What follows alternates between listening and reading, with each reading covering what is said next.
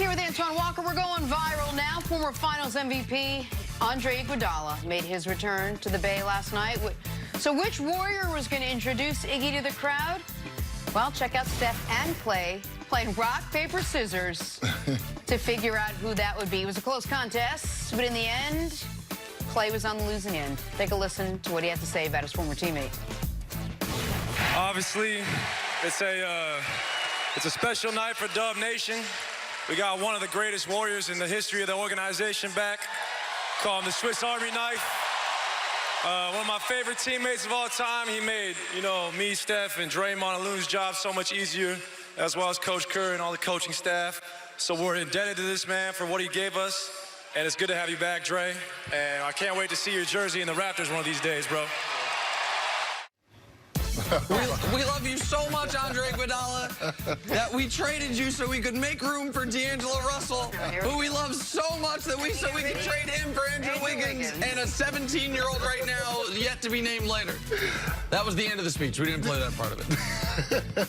That was nice, though, man. I like to see that. And in all seriousness, they absolutely should retire his jersey. Without question. Steph and Clay get statues. Draymond, maybe.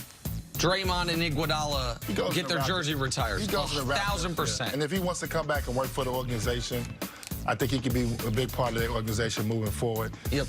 Those four guys get their jerseys retired 100%. Nothing for KD? No KD jersey? I don't know. I don't know if you retire his jersey. I don't think he was there long enough when there. You got to put his jersey up. I mean, two-time MVP in the finals, 2 championships. You have to. You got to put it in. Just put it in the Raptors. You are? Okay. Yeah, just put it in the Raptors. Okay. Put it in the Raptors. All right. New building. And maybe the statue is Steph, Clay, and Draymond all like together. You get a statue. You get a statue. You get all 6 of you. Everyone. You're giving statues out too easy. Draymond's not getting. Yeah, that's what I'm saying. That's why he can't get his own. That's why I'm saying if it's the 3 of them together, like a scene with 3 of them together. Otherwise, because Steph definitely gets a statue. I think Clay definitely gets a statue. We're just giving out statues? Yeah. No. That 5 goes in the hybrid 5 goes. The hybrid 5? It goes up. What about Festus Ezeli? He doesn't get in? Sean Livingston just missed the cut. Moving on. Time now for your Prime Performance, sponsored by Whole Foods Market. Whatever makes you whole.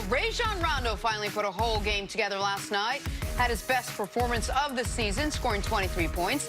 Lakers now 13-1 this season when Rondo scores 10 points or more. Twan, you trust Rondo moving forward? Yes, I trust him on the court and off the court. I think Rondo's heard the noise. He responded last night in a big way with a big game. Obviously, they played the Phoenix Suns, but I think he was anxious to get back on the court and show that he is the answer that they need to come off the bench. I mean, listen, he's only playing 20 minutes a night. He can give them, come playoff time, that may be a little shorter unless he makes shots early in the game when he gets in. He'll probably play 10 minutes a night. And I think he'll do a good enough job for them when he comes into the game. You got to remember, LeBron James is so ball dominant. We don't know how much Rondo's going to actually handle the ball. It may be a little window there in the second quarter when LeBron's resting and a little bit to start the fourth. So he's going to be good enough to get the job done. This is a championship guard. This is a guy who's played significant roles. It's a long time ago, though. Yeah, but I just saw him 2 years ago with New Orleans with less talent and, and have a great playoff with the ball in his hands and had to deliver game in and game out on both ends, obviously. Last year he was hurt. He didn't really play a full season. This year he's been hurt a lot. So he probably still got some energy left, some legs left to make a good push, a good run. But I think we've given up on him too soon. Well, okay, and maybe I'm guilty of that, but I don't know if it's too soon. Listen, net rating is not everything, but it is indicative. This is how your team does when you're on the court. This is how your team does when you're off the court. He has not had a positive net rating, meaning his team has not been better with him on the court than off the court since 2012. 2012 is a long time ago. 2012 was the year the Celtics were up 3-2 on LeBron and the Heat before LeBron had a single championship, before LeBron's famous Game 6, 45-15-5, and the Heat went on to win the next 2 titles. That's how long ago it was the last time over the course of a regular season Rondo had a positive net rating. And when I watch these games, Antoine, I feel like the games, beginning of the season, by the way, when they got off that super hot start, keep in mind Rondo was out the first dozen games of the year. I think Caruso's a better fit for this team right now. It's one of the reasons I wanted Collison. Now, I want to give Rondo credit. Rondo was great last night. And when he scored double digits there, Jenna mentioned it, 13-1. All they need is a little bit from that secondary ball handler because LeBron's going to play so many minutes come the postseason. But when you watch the Lakers, a lot of times it feels like, man, they're up 9 with 3 minutes left in the first quarter. LeBron goes to the bench, and all of a sudden at the end of the quarter, it's like, wait, they're up 2? Well, what LeBron's happened? not going to go to the bench when you hit the playoffs, right? You don't have... Well, just for these small segments, can you survive those small segments? You want to at least keep the lead. You don't want to be down if LeBron's got you a lead. You at least want to be even when he's out the game. But let's put another component to it also, too. And this is why I think Frank Vogel, Jason Kidd, the brain trust of the coaching staff for the Lakers has to be a little bit more creative. If you're saying Rondo and you're actually looking at another point guard, what about the 2 guys you also have on the roster? What about Quinn Cook, who's played in the finals, who's played in big games, who's shown that he can handle the moment? We saw that with Golden State. Even Troy Daniels, obviously we haven't seen a big sample size of him, but he's a knockdown shooter. Why not go a little deeper? You got time right now. You got 30 games, and maybe get those guys 5 games at a time at Rondo's minutes to see if they can do it. Or just what about just giving Caruso Rondo's minutes? What about just flipping that Caruso spot in the rotation with Rondo? Those 2. Even if you don't want to go all the way to Troy because Troy is a knockdown shooter. Right. But that's really what he brings. He has a very limited skill set. If you're down big and you need shooting, Troy Daniels is a great guy, but he's not a great defensive player, doesn't do a lot else. Why not just give Caruso Rondo's minutes for any reason other than Rondo is Rajon Rondo and has established himself in this league and has all this respect? And I know Frank very well. Obviously, went to school together. He, coached me with the Celtics.